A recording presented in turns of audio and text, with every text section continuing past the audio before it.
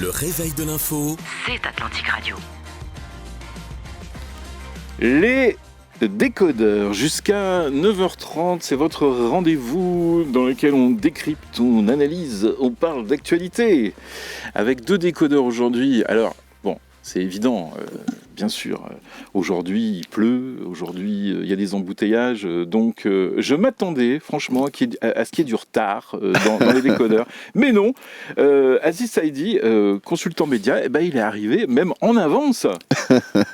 Bonjour Franck. Ça va bien. Et on attend Mostafa Elgé, professeur d'économie à l'université Hassan II de Casablanca, qui va arriver, c'est sûr. Il y a beaucoup de sujets aujourd'hui, mais on est resté dans le côté économie, dans le côté monétaire. On parlera des banques tout à l'heure, parce que ça bouge. Tout à fait. Ça bouge dans les banques là. Mais qu'est-ce qui se passe ? Qu'est-ce qui se passe ? C'est ce qu'on va découvrir. C'est ce qu'on va découvrir. Et puis, je voulais commencer, c'est le sujet d'ouverture. Maintenant, il y a un sujet d'ouverture dans les décodeurs, souvent, qui est lié à l'actualité. Sans surprise, Banque Al Maghrib a décidé de maintenir le statu quo monétaire. Réuni hier, le Conseil de la Banque centrale a opté pour le maintien du taux directeur à son niveau actuel de 2,25%, confirmant une posture de prudence dans un contexte marqué par de fortes incertitudes tant sur le plan international que domestique. Je dirais rien d'étonnant. On a souvent dit dans cette émission qu'on était plutôt pépère du côté de Banque Al Maghrib. Donc on ne prend pas de risque. Oui, je pense que la décision de Banque Al Maghrib était attendue. Notamment parce qu'il n'y a pas eu de changement majeur par rapport à au dernier conseil de Banque Al Maghrib. Donc, rappelons que le conseil de Banque Al Maghrib se tient tous les 3 mois et que si Jouahri, le wali de Banque Al Maghrib, nous a habitués depuis quelques années maintenant, même quelques décennies, à avoir un exercice de transparence à chaque conseil, et donc il reçoit la presse et répond abondamment à leurs questions. Même acte de pédagogie. Tout à fait, ouais. Tout à fait. Et c'est franchement, c'est quelque chose qui est à saluer, parce que toutes les générations de journalistes économiques et finances dont j'ai fait partie, on est tous passés par là, et c'est toujours à chaque fois qu'il y a un nouveau journaliste dans la rédaction et qu'on l'envoie à Banque Al Maghrib, c'est comme une sorte de bisoutage, parce que c'est vraiment l'un des exercices phares. Alors pour revenir sur le sujet en lui-même, donc le taux directeur, rappelons ce que c'est quand même important de faire un peu de pédagogie comme le fait Banque Al Maghrib. C'est un peu le taux de refinancement bancaire, un peu. Donc c'est ce qui donne un peu la tendance sur le marché bancaire. Ici, le taux a été maintenu à 2,25 parce qu'il n'y a pas eu de changement majeur, notamment par rapport à l'international. On a vu que le déblocage de la situation budgétaire aux États-Unis, mais les risques liés à la politique tarifaire américaine restent de mise. Et puis aussi, il y a des tensions, ça ne vous aura pas échappé par tout le monde. Au niveau interne, on s'attend plus. On s'attend une saison agricole avec une valeur ajoutée agricole un peu plus importante. Ah, on espère. Surtout avec ces pluies maintenant. C'est vrai. Il faut que ça se maintienne. Et puis, dans le hors agricole, c'est normal, on reçoit une CAN, on aura bientôt une Coupe du Monde, donc il y a beaucoup de... Le tourisme qui... Tourisme, mais de toute façon, il y a un trend d'investissement qui est assez important, et on sait que l'investissement et la demande publique est quelque chose d'important pour l'économie marocaine, notamment donc pour le hors agricole. Donc voilà, c'est ce que on a retenu. Oui, il y a un système qui fonctionne bien, c'est ça que vous voulez dire en fait, un système qui fonctionne bien. Il y a eu beaucoup d'investissements, notamment pour les infrastructures, pour la CAN. Donc on a vu que le BTP va bien. Et quand le BTP va bien, tout va bien. donc voilà, la croissance à 5%. Les prévisions de croissance à 5%, puis ça devrait retomber vers 4,5%. Voilà. Exactement. C'est pas assez, on le sait bien. Pour faire tout ce qu'on a envie de faire, on serait plutôt du côté de 6-7, ce serait bien. Même un peu plus. Même un peu plus. S'il y a un peu plus, mettez-moi un peu plus. C'est comme, c'est comme chez le marchand. Exactement. Voilà. Non, mais d'ailleurs, ça rejoint un peu les deux sujets. C'est ce trend d'investissement qui est important. Oui, c'est pour ça que j'en parlais. Le sujet de de tout à l'heure de la Cannes 2025, jour J-4, retombée économique ou retour aux réalités budgétaires. Bon, c'est vrai que là, les deux sujets sont liés. C'est lié parce que maintenant, là, on a dit que le train d'investissement, le BTP, que ce soit les agents de Cannes, enfin, il y aura un boom forcément pendant la Cannes. Il y a un boom avant et après peut-être, mais justement, il faudrait inscrire cet investissement et cet effort d'investissement, et notamment ces infrastructures, parce que les investissements, rappelons-le, c'est pas que les stades, hein. C'est aussi la capacité hôtelière, c'est aussi tout ce qui est logistique, c'est aussi tout ce qui est transport, et notamment les capacités aéroportuaires, et donc pour transformer le banc, si j'ose l'expression, il faudrait installer donc cet effort qui est ponctuel pour une compétition dans une stratégie plus globale. Bon, il faudrait que ce soit durable. En fait. Exactement, pour faire durer un peu plus, et notamment à travers un plan stratégique pour ces enceintes, hein, parce que faudrait qu'elles vivent avec un investissement aussi colossal. Faudrait qu'elles vivent d'autres choses que le foot ou d'autres choses que les compétitions qu'on va organiser. Non, mais ça c'est compliqué. On voit bien dans d'autres pays où on a ce type d'infrastructure, ce type de stade par exemple, c'est difficile de faire vivre ces stades. Même quand ça paraît évident. Même pour des grandes villes comme Lyon, par exemple, c'est compliqué. Absolument, c'est pas facile, donc c'est quelque chose qui est à prendre en compte. Enfin, en France, on voit le succès du Stade de France, par exemple, qui est presque sold out. En fait, ça va même devenir compliqué de jouer un match de foot au Stade de France ou un match de rugby, parce que le Stade de France va être occupé par des concerts, par des événements. Mais si on fait quelques kilomètres, à Bordeaux, c'est pas la même chose, à Lyon, c'est pas la même chose. Tout à fait. Et puis, il faut prendre en compte l'offre globale, hein, parce qu'il y a des zéniths partout, il y a des choses comme ça. Mais bien sûr, mais c'est vrai que nous, on n'a pas de... bonjour Mustapha LG, qui va s'installer, etc. C'est vrai qu'ici, on n'a pas beaucoup de salles de spectacle, par exemple. Donc, effectivement, on peut imaginer que... Encore faut-il qu'il y ait la programmation adéquate. La bonne programmation, les bons artistes, par exemple. Et puis, je sais pas, peut-être d'autres sports. Enfin, ça fait partie du développement qu'il faut imaginer. En fait, c'est ça qui est assez intéressant, c'est qu'il faut penser tout ça, il faut définir une stratégie. Exactement, mais ce qui n'est pas perdu, c'est par exemple, ce dont on a parlé de la capacité litière, de tous les investissements en transport et tout ça, c'est quelque chose qui n'est pas perdu de toute façon, parce qu'il est à transformer, après par le secteur touristique marocain.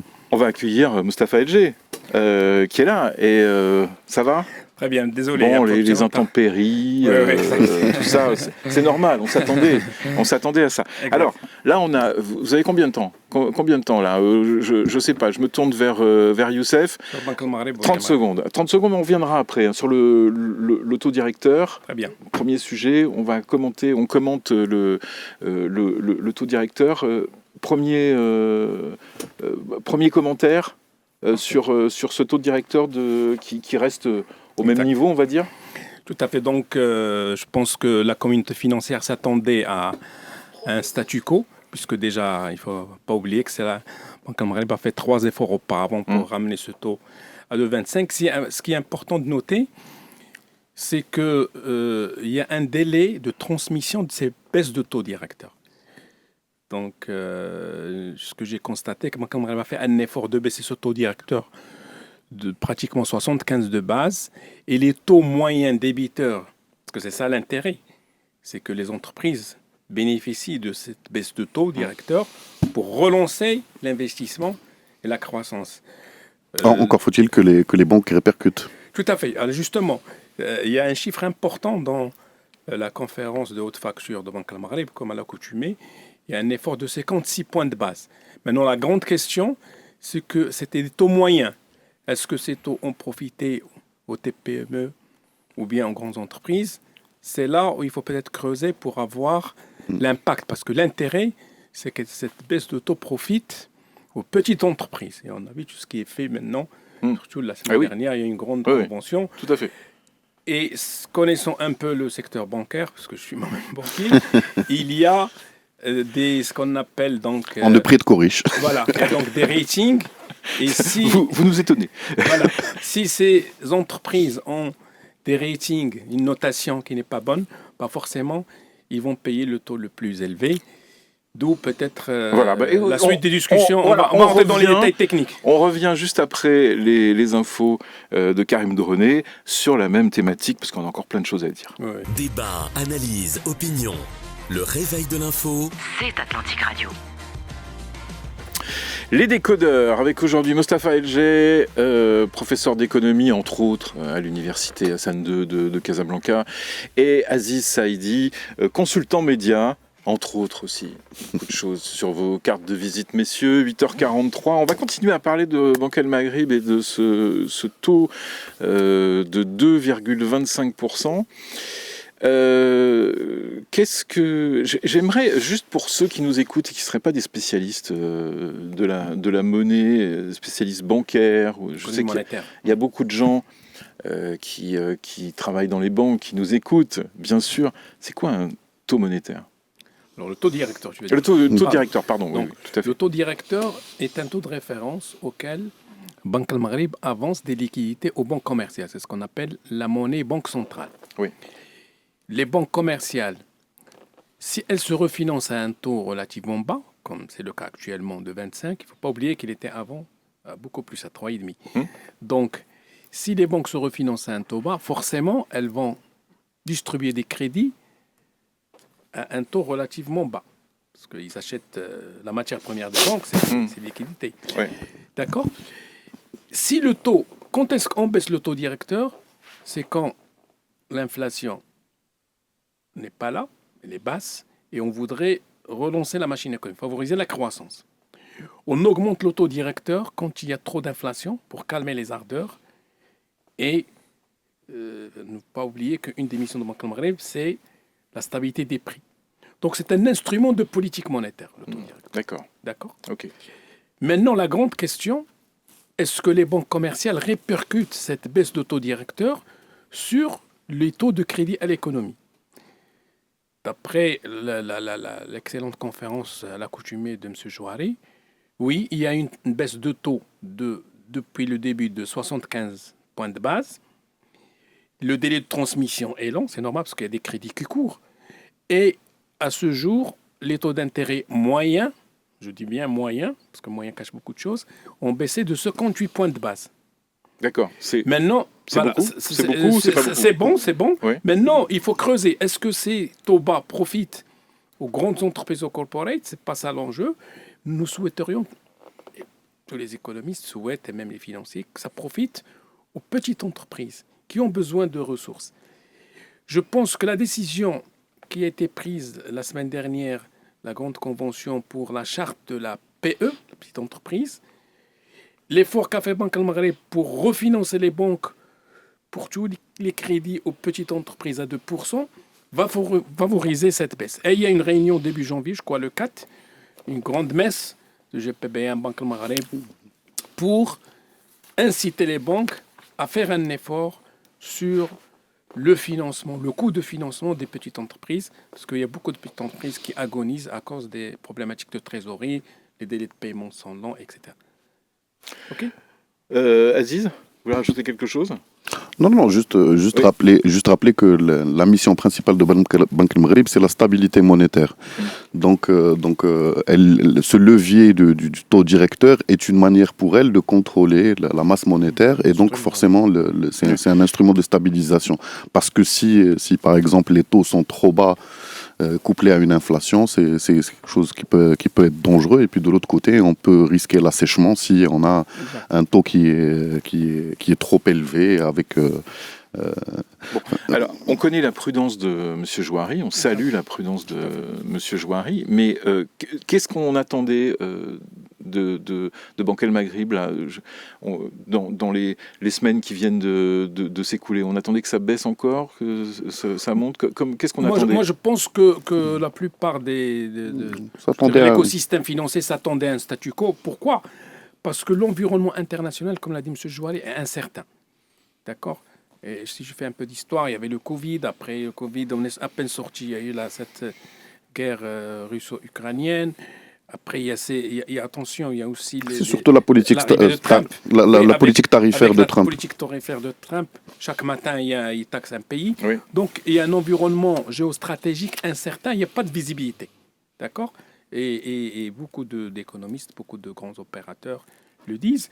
On navigue à vue, on ne sait pas comment. Donc la prudence voudrait qu'on fasse le statu quo, comme ça a été fait aussi par la BCE et la Fed, si vous voyez les derniers conseils.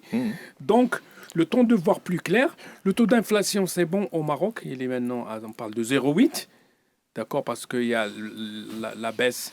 D'abord, il y a une accalmie au niveau des cours du pétrole, il y a la baisse de certaines matières premières de base, comme l'huile d'olive, etc. Les taux de croissance sont bons. On est à 5%. Alhamdoulilah, grâce à Dieu, avec cette bonne pluviométrie, je pense que même les prévisions de 70 millions de quintaux, à mon sens, Inch'Allah, si ça continue, risque d'être revu à la hausse. On peut même terminer avec un peu plus. Bon, c'est vrai que les années à venir, les taux de croissance prévus par Banque al-Maghreb sont aux alentours de 4,7, 4,6. Il y a éventuellement une remontée graduelle aussi prévue des taux d'inflation avec ces tensions géostratégiques.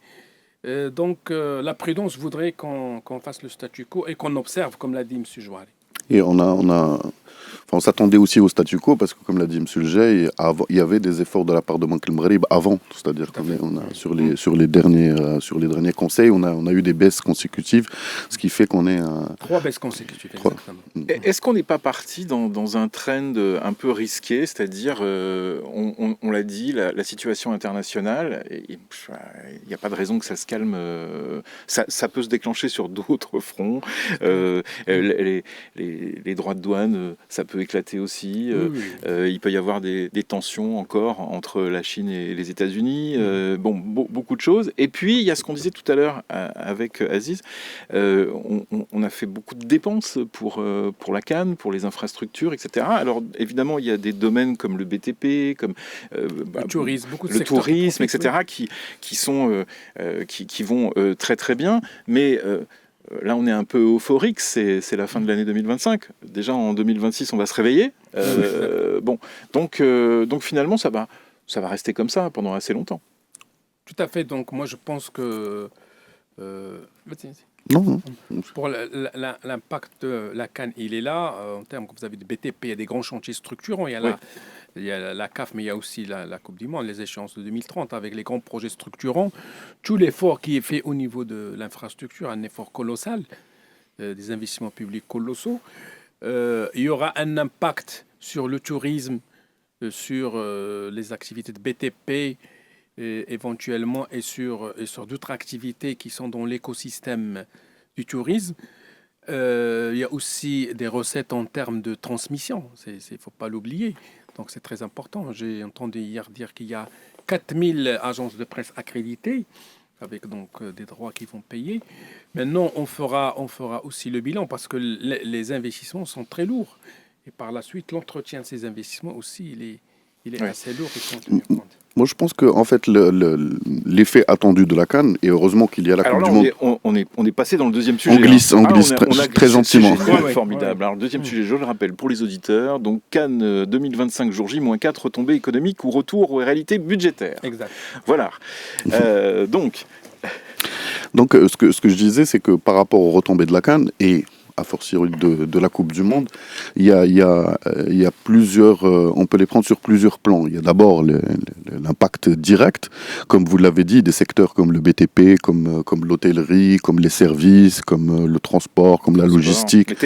Les télécoms, ils ont bénéficié d'investissements directs, et donc il y a un boom qui est attendu, même s'il est ponctuel. Et puis il y a un deuxième aspect dont on parlait la dernière fois, c'est l'actif marque Maroc, puisque le fait d'organiser de telles compétitions et d'être au centre de la lumière et sous les feux de la lumière de la presse internationale, c'est quand même un acquis important, parce que ça peut avoir son effet, notamment sur les investissements sur le Maroc, bien évidemment sur des secteurs stratégiques pour le Maroc comme le tourisme, puisque la notoriété spontanée est boostée.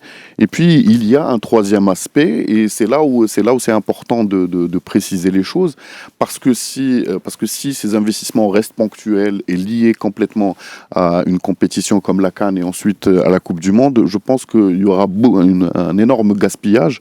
Et ce qui est important, c'est plutôt d'inscrire tout cela dans une stratégie un peu plus globale et profiter, parce que comme je le disais tout à l'heure, je pense que les capacités, l'effort fourni en matière de capacité litière, de transport, de logistique, comme vous l'avez dit, de télécom, c'est des efforts, c'est des choses qui vont rester et donc forcément qui vont profiter à l'économie marocaine par la suite.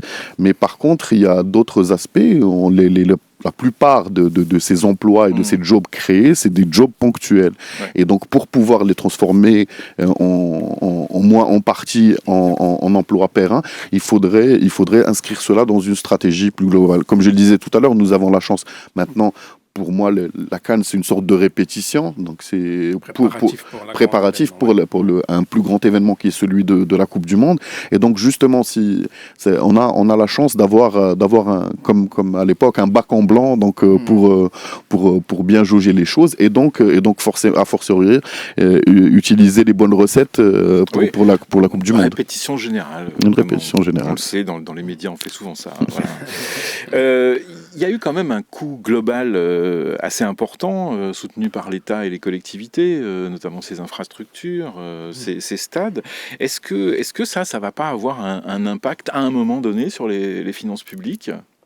Tout à fait. Donc, je pense que c'est un point de vigilance, c'est la soutenabilité de la dette marocaine. Donc, on est déjà à des limites acceptables. On parle de 70% du PIB sans compte dette du Trésor.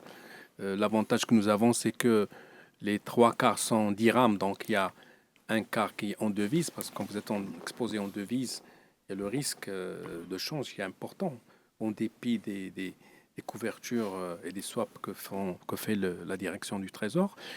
Et si vous voulez... Une partie est portée par les Marocains, par les institutionnels marocains. Exactement, c'est pour cela que pratiquement les 3/4 sont en dirhams, ce qui est rassurant. Maintenant, effectivement, ces investissements colossaux, on l'a vu, il y a encore des sorties. Il y a eu des sorties de l'État marocain sur la place internationale pour lever 2 milliards de dollars. Il y a d'autres sorties qui sont prévues. Effectivement, il faut faire attention à l'endettement qui commence à atteindre ses limites. Sinon, on a déjà un service de la dette qui est très lourd. On parle de 104 milliards de dirhams. C'est pratiquement une fois et demi le budget de la santé. C'est énorme. Et moi, je dirais que ce service de la dette, il faut le contenir pour l'orienter peut-être vers des sujets stratégiques ou là où il y a des besoins cruciaux des citoyens pour travailler un petit peu le volet humain, comme l'a dit Sa Majesté, notamment la santé et l'éducation. Donc, là, on revient au budget, budget 2026. Tout à fait, exactement. Et c'est prévu dans le sachant, messieurs, que, on le dit, la Coupe du Monde, c'est dans 4 ans. Exact. Et que cette Coupe du Monde, cette CAN, on l'a dit, c'est un bac blanc. Mais c'est un petit bac blanc par rapport à la Coupe du Monde. Donc, il va y en avoir encore des dépenses. Oui, c'est clair. C'est clair. On est dans un cycle d'investissement public colossal. Je sais que tous les deux, vous vous intéressez aux PME, aux TPME, aux PME, etc. Est-ce que ces PME, ces TPME, elles vont profiter réellement de cet événement ? Alors, on peut pas le savoir, mais bon, voilà. Ou est-ce que ça va... Est-ce que finalement, on revient toujours aux grands acteurs qu'on connaît bien, etc., qui vont tirer leur épingle du jeu, quoi. Je voulais juste, avant rebondir, si vous le permettez, par rapport à la dette, parce que c'est une question qui est très importante et qu'il faudrait surveiller de très près. Bien évidemment que... c'est à double tranchant parce que c'est la demande publique porte la croissance marocaine à la création d'emplois notamment, donc c'est une bonne chose, mais en même temps la soutenabilité de la dette pose question. On est passé par des cycles successifs et des sorties successives. On a aussi des lignes de liquidité qui sont là, qui nous permettent quand même de se financer à des taux, une soupape de sécurité. Donc il y a, mais au-delà d'un certain seuil, ça pourrait devenir critique sur les conclusions on revient à Banque El Maghrib. Je pense que ça a été aussi abordé et on s'attend à un effort pour que ne pas trop exposer le trésor. Surtout, comme vous l'avez dit, quand on arrive à des chiffres à 104 millions, 104 milliards, c'est quasiment 80% du PIB. Donc, c'est beaucoup quand même. Hein. C'est quand même significatif. Donc, ça d'une part. Alors, par rapport à la question des PME... rapidement, on reviendra après. Oui, bien sûr. Par rapport à la question des TPE-PME, je pense que de toute façon, elles sont intégrées au circuit. Elles sont là. Il y a beaucoup de PME marocaines. Ça dépend des secteurs, bien évidemment, mais qui sont... Il y a beaucoup de PME marocaines qui sont impliquées dans l'organisation de la CAN, mais encore une fois, je pense que c'est les premières à être incluses dans ce souci de pérennisation des emplois et de l'investissement, parce que certes, elles peuvent travailler sur quelques mois, mobiliser des équipes, mais pour que ces emplois et que ce travail soit pérenne et que ça soit installé dans le temps, il faudrait un effort de planification stratégique. Dans tous les domaines dont on a parlé, l'hôtellerie, BTP, tout ça, il y a beaucoup de PME, donc il y a beaucoup de petites entreprises. Juste peut-être ajouter, si tu permets. On va revenir tout à l'heure, et je vous poserai la question aussi sur l'informel. Est-ce que l'informel va prendre de l'argent aussi là-dessus, hein? Donc on revient après les infos de Mourad Baba.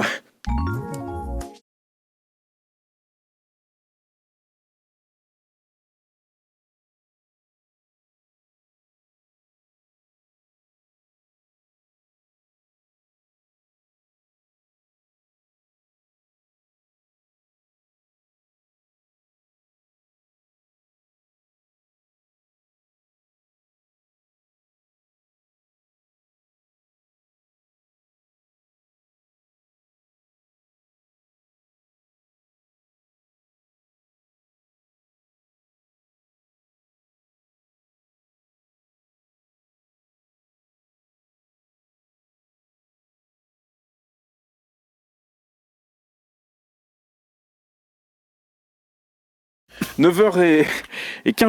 Ce qui est bien, c'est qu'on continue à discuter, mais ce chiffre est incroyable. Moi, on ne dira pas quoi. C'est terrible pour l'auditeur. Là. Mais de quoi ont-ils parlé? On parlait du prix des loges professionnels, on va dire, dans les stades. Voilà, c'est ça. Ok. 1 million de places déjà, 1 million de tickets déjà vendus. Oui, c'est beaucoup. Mais c'est pour ça que, par rapport à votre question, je pense gros est sécurisé. Sécurisé, exactement. Ça veut dire qu'on peut plus avoir une CAN sans public puisque les tickets sont déjà vendus. Oui. Alors, est-ce que j'ai perdu mon papier? Non. Donc, le sujet, les banques au Maroc, une recomposition stratégique, mais alors pour qui? Le paysage bancaire marocain connaît une transformation profonde après l'acquisition du Crédit du Maroc par le groupe Allmarcom. L'intérêt affiché pour la BMCI confirme une tendance lourde. Le retrait progressif de plusieurs banques étrangères et la montée en puissance de grands groupes marocains. Dans le même temps, Société Générale Maroc a changé de pavillon pour devenir Saham Bank, illustrant ce basculement vers un capital plus national. Alors, ça bouge là, dites donc, dans votre ancien secteur, Mustapha LG. Qu'est-ce qui se passe? Qu'est-ce qui se passe en ce moment? Pourquoi maintenant? Écoutez, je pense qu'il y a, à mon sens, 2 phénomènes qui peuvent expliquer cette recomposition. Un désengagement des grandes banques françaises, un désengagement stratégique de toute l'Afrique, pas uniquement du Maroc. Ils ont commencé par beaucoup de pays africains, ils ont fait ce qu'on appelle Exit from Africa, ils se sont concentrés sur l'Asie de l'Ouest. D'accord, et on le voit. D'abord, pour ce qui concerne la banque de détail. La banque de détail, oui. Ça. Le plus gros au Maroc, c'est la banque de détail. D'autres sont restés pour l'investissement pour les entreprises pendant quelques temps. Tout à fait. Mais d'abord la banque de détail. Voilà, donc, et pas que ces 2 grandes banques qui étaient au Maroc, ça va, SG et on verra, BNP Paribas, c'est-à-dire BMCI, même les autres banques, Crédit Agricole, etc. D'ailleurs, les banques marocaines ont racheté de filiales de banques françaises en Afrique, ce qui leur a permis d'être maintenant dans 20 pays, d'être leader de loin du système bancaire africain. Oui, notamment l'Afrique de l'Ouest. Hier, on parlait des soft power du Maroc. Bien sûr. Ça fait partie des soft power du Maroc. Oui. Le secteur bancaire marocain a une grande expertise et il a démontré sa résilience, sa compétence, des ressources humaines de qualité, un régulateur aussi de grande qualité. Et donc, on a vu les premières opérations. La dernière, c'était la SG avec le groupe Saham. Avant, c'était Olmarcom avec Crédit du Maroc, donc le crédit agricole. Maintenant, on parle incessamment sous peu d'un deal entre Olmarcom et BNP Paribas, à savoir BMCI. Il ne faut pas oublier que le groupe Olmarcom était déjà présent dans le tour de table de la BMCI, à hauteur de 10%. Et ils ont présenté à travers Atlanta Sanad. À travers Atlanta Sanad. Exactement, qui fait partie du groupe. Et le régulateur, M. Jouari, a dit « Nous attendons un dossier assez, je dirais, consistant pour démontrer qu'il y a une valeur ajoutée pour les clients d'abord, pour le pays aussi, et pour bien sûr l'opérateur, qu'il y a un projet industriel, parce que, imaginons que ce deal se fait, on va avoir un groupe, un nouvel entrant, qui va avoir une part de marché aux alentours de pratiquement 19 à 20%. Il devient le troisième opérateur, après BP et BP. D'accord ? Donc, il y aura une recomposition. Moi, la question que je me pose, c'est que ce nouvel entrant, il a c'est vrai, des cadres des banques où il est, mais il va falloir qu'il renforce un petit peu dans la gouvernance. Oui, très important. Parce que la banque, c'est un métier. Hein. Oui, non, parce que Olmarcom était présent, et est présent depuis longtemps dans l'assurance. En tant qu'administrateur, mais quand vous gérez, c'est différent. Oui, dans l'assurance. Oui. Mais quand voilà. vous gérez, il y a les SI, il y a le commercial, il y a beaucoup de... Ouais. Aziz. Moi, je pense qu'il faut analyser ça sur un temps un peu plus lent, comme on l'a rappelé tout à l'heure. Je pense que la crise des subprimes et la crise bancaire 2007-2008 jusqu'à 2010 a laissé des traces importantes, et notamment dans les banques européennes et françaises plus précisément. Ça avait donné lieu, donc, parce que le Maroc avait une orientation stratégique africaine assumée, où on a envoyé un peu les banques en pionnier, parce que c'est elles qui sont entrées dans ces marchés en éclaireur, et qui ont amené avec eux d'autres secteurs. Et à l'époque, justement, donc pour un peu sortir de leurs difficultés, pour se recentrer sur leurs actifs en Europe, les banques françaises ont commencé à se désengager de l'Afrique de l'Ouest. Et là, les banques marocaines, donc, qui avaient cette option stratégique, cette orientation stratégique, ont repris pas mal de ces parts. D'ailleurs, l'un des deals qui est assez symbolique de ça, c'est que je crois que Tijari avait des parts dans Crédit du Maroc qui appartenaient en majorité à Crédit Agricole France, et que justement il y a eu un échange d'actions à l'époque pour que Tijari se renforce, je crois, dans le marché ivoirien, entre autres, en cédant des parts dans Crédit Agricole. Par la suite, Olmarcom est venu et donc a repris ses parts dans Crédit du Maroc. C'est pareil pour Société Générale, donc, qui a été reprise par Olmarcom, et par Saham, par le groupe Saham. Et aujourd'hui, donc, cette annonce qui était, enfin, qui est un peu surpris, mais qui est confirmée maintenant via un communiqué officiel des deux parties. Donc, les négociations sont en cours. Bien évidemment, quand on dit que les négociations sont en cours, c'est-à-dire que c'est des négociations exclusives, qu'il y a encore des exactement, mais je pense que c'est en bonne voie. Bien évidemment, il faudra attendre les autorisations nécessaires, que ce soit par le Conseil de la concurrence et le nouvel agrément. Et puis par la suite, il faudra voir, parce que justement ces deux banques, comme l'a rappelé Simon Jay, c'est que ces deux banques, que ce soit Crédit du Maroc ou BMCI, c'était un peu les petites banques de la place par rapport aux autres mastodontes, des banques assez moyennes. Et donc là, la fusion des deux, qui se profile, pourrait donner lieu donc à un nouveau acteur majeur dans le secteur. Par contre, comme l'a dit, il faudra gérer les doublons, il faudra gérer, et puis surtout la structuration des deux banques n'est pas pareille, puisque le Crédit du Maroc a une structuration qui est faite en quasi filiale pour chaque activité, c'est-à-dire CDMC, machin, donc chaque activité, alors que BMCI, c'est plutôt des pôles génériques. Donc faudra. Il y a un réseau plus important pour Crédit du Maroc, peut-être. Les deux banques sont assez similaires. Je je pense que je pense que BMCI a 268 agences et Crédit du Maroc 230, quelque chose comme ça. Donc elles sont un peu similaires. Oui, mais elles ont ça plus ça fait un bon réseau. Non, mais un bon réseau. Mais est-ce que c'est pas des agences doublantes? Parce que si elles sont territorialement dans la même chose, il y aura forcément souvent dans la même rue en face. Hein. Voilà. Ouais. Est-ce que tout ça veut dire, je sais que dans les banques, on parle beaucoup de la banque de demain, du modèle de banque. Est-ce que ça, derrière ça, il y a une petite musique de modèle de banque marocain? Est-ce que finalement, le fait que ces groupes arrivent, ça va un peu redessiner le secteur et la façon de faire de la banque ici au Maroc? Moi, je pense... Parce que quand même, une banque comme ça, une banque Société Générale, c'est quand même... Il y avait quand même une gestion assez française de la banque. Voilà. BMCI, pareil. Oui, c'est clair. En fait, il faut le dire, parfois, filiale d'un grand groupe international, c'est peut-être aussi bon pour l'image du pays et aussi pour... parfois les procédures, les crédits de police et tout ce qui vient parfois de la maison mère, qui n'est pas mauvais. Donc je pense que le système bancaire marocain est suffisamment mûr maintenant pour avoir ses propres règles, d'accord. Et il l'a déjà démontré dans plusieurs, non seulement au Maroc, mais dans plusieurs pays africains.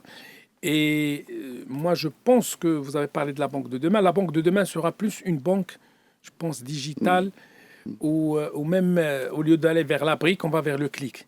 D'accord, c'est ça la tendance. C'est pour cela qu'il faut optimiser les habitudes ont changé depuis le Covid déjà. Oui, bien sûr. On va beaucoup moins à son agence. Les jeunes maintenant, avec les applications, vous n'avez à la rigueur plus besoin d'aller à l'agence. Sauf si pour monter un dossier de crédit ou pour un rendez-vous avec votre conseiller. Donc, il faut suivre cette tendance. Sinon, vous avez un grand opérateur, comme vous le savez, qui attend l'agrément. Et si demain Revolut a l'agrément, elle va aussi métamorphoser et révolutionner le système bancaire marocain. Moi, je pense d'abord que ce changement de tour de table dans les banques marocaines, il aura une première incidence, c'est de maroccaniser les stratégies de ces banques, parce que avant, que ce soit BNP Paribas, et donc BMCI à travers BNP Paribas ou Société Générale ou Crédit Agricole, elles avaient des stratégies internationales qui privilégiaient quand même pour eux les actifs stratégiques qui sont en Europe et ailleurs. De la maison mère. Exact, les intérêts de la maison mère plutôt que de la filiale. Alors que là, ça va être des players à part entière qui suivront la logique du marché marocain et qui forcément exacerberont la concurrence, en tout cas possiblement, sur le marché marocain avec des stratégies dédiées, avec des choses comme ça. Par rapport à la banque de demain, c'est clair que l'avenir est dans le digital et bon... Bien évidemment, il y a une migration qui peut être plus ou moins longue, contrairement à d'autres pays, par exemple comme au Kenya où à travers M-Pesa, on est passé directement, on est à la banque digitale et donc parce que il était plus facile avec le principe du leapfrog africain, il est plus facile de migrer de zéro vers la dernière technologie que de l'avant-dernière technologie vers la dernière technologie. Pourquoi je vous pose cette question sur la banque de demain et sur le fait que ce soit évidemment la banque de demain, elle est digitale déjà, c'est parce que ça change tout. Ça change tout au niveau des agences, au niveau du nombre d'employés, le personnel. Est-ce qu'on a besoin d'avoir un réseau aussi important? Exactement. Donc voilà, jusqu'au distributeur d'argent d'ailleurs. Est-ce qu'il ne faut pas mutualiser bien, tout sera électronique. Donc, voilà, donc c'est ça. Pour réduire la masse monétaire. Donc ça veut dire que ce secteur, finalement, il va encore bouger dans les années qui vont venir. Il va encore bouger. Il y a d'autres vecteurs de ce mouvement qui peuvent être aussi par les crypto-monnaies. On reste assez. Le dirham virtuel. Il y a plusieurs. Il y a beaucoup de chantiers qui vont dans ce sens. Est-ce que vous pensez, puisque on sait bien que finalement la vitrine de tout ça, c'est la banque de détail, c'est la banque pour les particuliers, bien sûr, pour les particuliers. Est-ce que ça va inciter les Marocains à se bancariser, le fait que ces banques soient marocaines, qu'elles soient détenues par des groupes marocains, parce que on est toujours sur ce problème de bancarisation qui est faible. C'est une question comme ça. Hein. A priori, oui, j'ai envie de dire oui, parce que justement, en étant des pure players marocains, ils vont avoir une stratégie dédiée. Adaptée à l'environnement. Je vous donne un exemple. Par exemple, vous allez verser une somme d'argent en cash dans une filiale de banque française. C'est plus compliqué que de verser votre cash dans une banque marocaine. Parce que eux, ils ont les KYC, les compliance, ils sont prêts. Financer les petites entreprises, je prends le cas, je peux le dire, la BMCI est sortie de la PME et s'est concentrée parce qu'elle estime que le risque est élevé. Aucune banque marocaine a le devoir d'accompagner la PME marocaine pour la tirer vers le haut. Donc je pense que c'est bénéfique pour l'économie marocaine. La conclusion. Juste un dernier mot, parce qu'en fait le modèle marocain aussi, les banques marocaines travaillent aussi sur des nouveaux concepts hybrides, et notamment la banque qui se déplace dans les marchés communaux, dans les la banque ambulante. La banque ambulante, et là il y a vraiment un effort qui a été fait là-dessus, et je pense notamment par le groupe Al-Marcom à travers du Maroc, qui ont travaillé sur ça, et donc c'est quelque chose qui peut aussi augurer de bonnes choses à l'avenir. Messieurs, merci. Aziz Saïdi, Mustapha Elgé, merci beaucoup. Vous avez été parfaits. Il n'y a pas de débat express aujourd'hui, parce qu'on n'a pas le temps, donc c'est pas grave. C'était pas mal déjà. C'était bien déjà. Cette capsule